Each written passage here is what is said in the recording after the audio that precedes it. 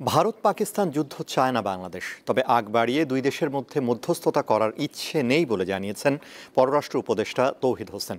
রবিবার ব্রিফিংয়ে তিনি আরও বলেন, মিয়ানমারের আরাকান আর্মির সাথে অনানুষ্ঠানিক যোগাযোগ হচ্ছে, আর টেকনাফে জাতিসংঘের সেফ প্যাসেজের বিষয়ে সরকার নীতিগতভাবে একমত।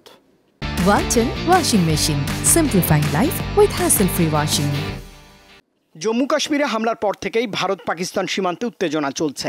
রবিবার বিকেলে গণমাধ্যমের কাছে দেশ দুটির সংকটের বিষয়ে বাংলাদেশের অবস্থান পরিষ্কার করেন পররাষ্ট্র উপদেষ্টা তৌহিদ হোসেন। বলেন, বাংলাদেশ দক্ষিণ এশিয়ায় শান্তি চায়, ভারত ও পাকিস্তানের সঙ্গে বাংলাদেশের বন্ধুত্বপূর্ণ সম্পর্ক রয়েছে, তাই দেশ দুটি সংঘাতে জড়াক এটা চায় না বাংলাদেশ সরকার। এই অঞ্চলের মানুষের জন্য কোনো বিপদের কারণ হয়ে উঠতে পারে। আমরা চাইব ভারত পাকিস্তান দুই দেশের সাথে আমাদের সুসম্পর্ক বিদ্যমান। আমরা চাইব যে তারা আলাপ আলোচনার মাধ্যমে তাদের সমস্যার সমাধান করে ফেলুক।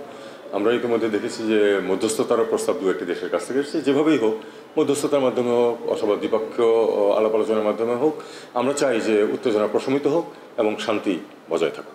ভারতের গুজরাটে বিনা ভিসায় অবস্থানকারী বাংলাদেশিদের গ্রেপ্তারের বিষয় নজরে আনা হলে পররাষ্ট্র উপদেষ্টা বলেন, এ বিষয়ে এখন আনুষ্ঠানিক কিছু জানায়নি ভারত সরকার।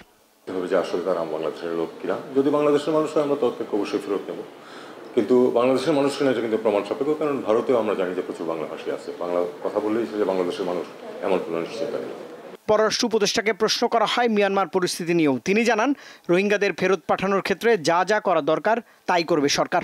মিয়ানমারের অভ্যন্তরীণ সংঘাত তো আমাদের স্বার্থের সাথে সংশ্লিষ্ট, কারণ মিয়ানমারের একটা বিরাট জনগোষ্ঠী তো আমাদের দেশে এসে আশ্রয় নিয়ে আছে এবং তাদেরকে আমরা ফেরত পাঠাতে চাই। কারণ সেই ফেরত পাঠানোর ক্ষেত্রে আমাদের যা কিছু করার প্রয়োজন সেটা তো আমাদেরকে করতে হবে। বাংলাদেশের অভ্যন্তরে আনাকার আর্মির অবস্থানের বিষয়টি স্বরাষ্ট্র মন্ত্রণালয় দেখছে বলেও জানান পররাষ্ট্র উপদেষ্টা। মধ্যস্থতা। রুবায়েত হাসান, দীপ্ত সংবাদ, ঢাকা।